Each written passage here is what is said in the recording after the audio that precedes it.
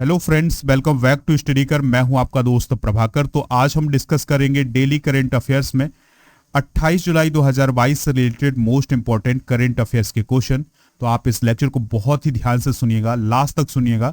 Last में आपसे कुछ क्वेश्चन पूछे जाएंगे तो उनके आंसर आप कमेंट बॉक्स में जरूर दीजिएगा। अगर आप चैनल पर नए हैं और चैनल को सब्सक्राइब या फॉलो नहीं किया है तो फॉलो कर लें, बेल आइकॉन भी दबा लें जिससे आपको समय पर और सबसे पहले नोटिफिकेशन मिल सकेगा। पीडीएफ अगर आपको चाहिए इस लेक्चर का तो पीडीएफ मिलेगा आपको हमारे एप्लीकेशन पर, जिसका लिंक डिस्क्रिप्शन बॉक्स में दिया गया है। दोस्तों, आप एप्लीकेशन को गूगल प्ले स्टोर पर जाकर भी डाउनलोड कर सकते हैं। जैसे ही आप डाउनलोड करेंगे तो आपके सामने 3 डॉट होंगे। 3 डॉट पर क्लिक करने के बाद आपको स्टडी मटेरियल पर जाना है। स्टडी मटेरियल पर जाने के बाद आपको पीडीएफ मिल जाएगा, तो वहां से आप पीडीएफ आसानी से डाउनलोड कर सकते हैं। इसके बाद आपके लिए खुशखबरी भी है कि आप फ्री टेस्ट भी दे सकते हैं, यानी आप जो लेक्चर सुन रहे हैं उसका टेस्ट भी दे सकते हैं, अपनी तैयारी जान सकते हैं। तो आपको एप्लीकेशन पर जाना है, 3 डॉट पर जाना है, उसके बाद फ्री टेस्ट का ऑप्शन होगा, तो वहां से आप फ्री टेस्ट दे सकते हैं, अपना स्कोर कार्ड भी देख सकते हैं। चलिए फ्रेंड्स, फर्स्ट क्वेश्चन डिस्कस करते हैं, ध्यान से सुनिएगा। भारत में अब तक कितने आर्द्रभूमि स्थल हो गए हैं? तो भारत में जो है अब 54 आर्द्रभूमि स्थल हो गए हैं, क्योंकि अभी हाल ही में पर्यावरण मंत्रालय के द्वारा 5 नए आर्द्रभूमि स्थल घोषित किए गए हैं। ये आर्द्रभूमि स्थल जो हैं वो कौन कौन से हैं, चलिए इसको देख लेते हैं। तो तमिलनाडु से 3 आर्द्रभूमि स्थल हैं और मिजोरम से 1 और मध्य प्रदेश से 1 आर्द्रभूमि स्थल है। तमिलनाडु से कौन कौन से हैं? करीकिली पक्षी अभ्यारण्य और पल्लीकरनई मार्स रिजर्व फॉरेस्ट और पिचबरम मैग्रोव। तो ये 3 जो हैं वो तमिलनाडु से आर्द्रभूमि स्थल हैं, और मिजोरम से है पाला आर्द्रभूमि और मध्य प्रदेश से है सांख सागर आर्द्रभूमि स्थल। तो इसको दोस्तों आर्द्रभूमि स्थल घोषित किया गया है। इन सभी को आप नोट कर लीजिएगा। और एक पॉइंट और याद रखना है कि 54 आर्द्रभूमि स्थल हो गए हैं भारत में। अब आप समझिएगा कि आर्द्रभूमि क्या होता है। तो आर्द्रभूमि का मतलब ऐसी जगह जो पूरे वर्ष भर नम रहती है, यानी गीली रहती है। अब ये जरूरी क्यों है? तो दोस्तों यहाँ पर पारिस्थितिक तंत्र को बचाने के लिए इनको बचाया जा रहा है, और इस आर्द्रभूमि स्थल को हम रामसर साइट के नाम से भी जानते हैं। ठीक है, तो रामसर साइट बोला जाए या रामसर स्थल बोला जाए या दोस्तों आर्द्रभूमि स्थल बोला जाए, ये सभी एक ही चीज है।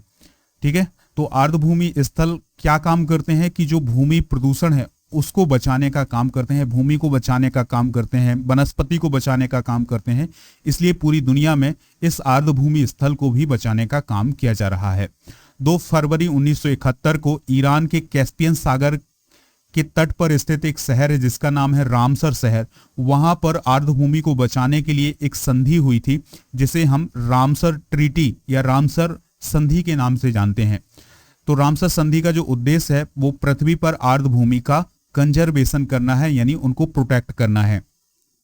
दोस्तों यह संधि 1975 में लागू की गई थी। यानी ये जो ट्रीटी थी ये कब फोर्स हुई, यानी कब इसको लागू किया गया था? तो 1975 में लागू किया गया था। भारत ने इस संधि पर कब हस्ताक्षर किए थे? तो 1 फरवरी 1982 को इस पर सिग्नेचर किए थे।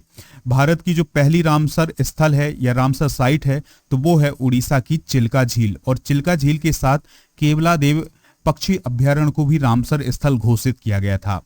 अगला प्रश्न है 2025 में महिला वनडे वर्ल्ड कप किस देश में आयोजित किया जाएगा? तो ये आयोजित किया जाएगा भारत में। ठीक है, तो 2025 का जो वुमेन्स ओडीआई वर्ल्ड कप है वो कहां पर आयोजित होगा? भारत में होगा। इससे पहले भी भारत में 2013 में वर्ल्ड कप हो चुका है महिलाओं का। दोस्तों भारत 2025 में 50 ओवर के जो महिला वर्ल्ड कप होता है उसकी मेजबानी करने वाला है। दोस्तों महिलाओं का जो T20 वर्ल्ड कप है 2024 का, ये बांग्लादेश में होगा और 2026 में इंग्लैंड में होगा। तो ये घोषणा अभी हाल ही में किसके द्वारा की गई है? आईसीसी के द्वारा की गई है, यानी इंटरनेशनल क्रिकेट काउंसिल के द्वारा यह घोषणा। अगला प्रश्न है दोस्तों, ध्यान से सुनिएगा। विश्व बैंक के मुख्य अर्थशास्त्री के रूप में किसे नॉमिनेट किया गया है? आंसर होगा इसका इंदरमीत गिल। जो इंदरमीत गिल हैं वो विश्व बैंक के मुख्य अर्थशास्त्री यानी चीफ इकोनॉमिस्ट घोषित किए गए हैं, और वह इस पद पर पहुंचने वाले दूसरे इंडियन हैं। उससे पहले कौशिक बासु जो हैं वो 2012 से 2016 तक इस पद पर रह चुके हैं। बात आई है वर्ल्ड बैंक की, तो वर्ल्ड बैंक की जो स्थापना है वो जुलाई 1944 में की गई थी।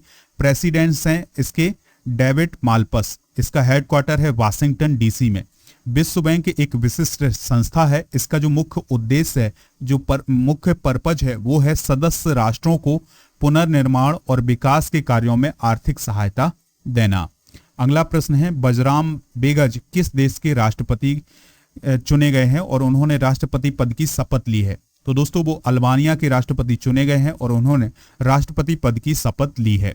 तो 9वें राष्ट्रपति बने हैं कौन? बजराम बेगज। किस देश के? अल्बानिया के। अल्बानिया की बात करें तो ये उत्तर पूर्वी यूरोप में स्थित एक कंट्री है और इसकी जो कैपिटल है वो है तिराना। और इसकी सीमा किन किन देशों से लगती है थोड़ा सा आप समझ लीजिएगा। कोसावो, मोंटेनेग्रो और यूगोस्लाविया और यूनान, इन सब से इसकी जो सीमा है वो लगती है। अगला प्रश्न है, हाल ही में भारत का पहला ब्रेन हेल्थ क्लिनिक किस शहर में शुरू किया गया है? तो ब्रेन हेल्थ क्लिनिक जो है वो कहां पर शुरू किया गया है? तो ये बेंगलुरु में शुरू किया गया है। तो कर्नाटक के जो हेल्थ मिनिस्टर हैं जिनका नाम है डॉक्टर के सुधाकर, तो उन्होंने 22 जुलाई 2022 को बेंगलुरु में भारत के पहले ब्रेन हेल्थ क्लिनिक का उद्घाटन किया है। दोस्तों जयनगर जनरल अस्पताल में कर्नाटक ब्रेन हेल्थ इनिशिएटिव के तहत इस क्लिनिक को शुरू किया गया है। बात आई है दोस्तों कर्नाटक की, तो चीफ मिनिस्टर याद रखिएगा बसवराज बोम्मई हैं। गवर्नर कौन है? थावरचंद्र गहलोत। अगला प्रश्न है, सुशोभन बंदोपाध्याय का हाल ही में निधन हो गया है, वह कौन थे? तो दोस्तों सुशोभन बंदोपाध्याय जो है वो एक डॉक्टर थे, तो इनका अभी हाल ही में निधन हो गया है। तो बंगाल के एक प्रसिद्ध डॉक्टर हैं जिनका नाम है सुशोभन बंदोपाध्याय, जिन्हें 1 रुपए के डॉक्टर के नाम से भी जाना जाता था, क्योंकि वो मरीजों का 1 रुपए लेकर इलाज करते थे, इसलिए उन्हें 1 रुपए का डॉक्टर भी कहा जाता था। 2020 में उन्हें भारत के चौथे सर्वोच्च नागरिक सम्मान पद्मश्री से भी सम्मानित किया गया था। अगला प्रश्न है, Dilip Kumar in the shadow of legend नामक पुस्तक के लेखक कौन है? तो फैजल फारूकी। फैजल फारूकी के द्वारा Dilip Kumar in the shadow of A legend नामक पुस्तक को लिखा गया है। इसमें दिलीप कुमार के जीवन की जो मुख्य बातें थी उनको बताया गया है।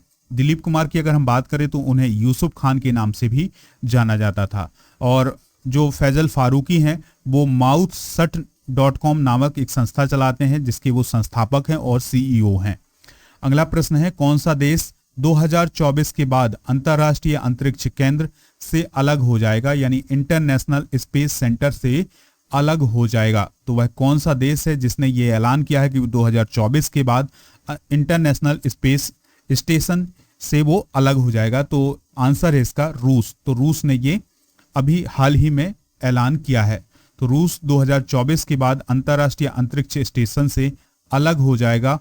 और इसकी जानकारी किसने दी है? तो मॉस्को की जो अंतरिक्ष एजेंसी है, यानी रूस की जो अंतरिक्ष एजेंसी है जिसका नाम है रॉसकॉस्मोस, तो उसने अभी हाल ही में जानकारी दी है किसे? राष्ट्रपति व्लादिमीर पुतिन को, कि वह 2024 के बाद अंतर्राष्ट्रीय अंतरिक्ष स्टेशन से अलग हो जाएगा। ठीक है, तो ये पॉइंट जो है वो आप नोट कर लीजिएगा। अब आपसे कुछ क्वेश्चन पूछे जा रहे हैं तो उनके आंसर आप कमेंट बॉक्स में जरूर दीजिएगा। पहला क्वेश्चन है, भारत का पहला रामसर स्थल कौन है? दूसरा है 2024 का T20 वर्ल्ड कप किस देश में होगा? विश्व बैंक की स्थापना कब की गई थी?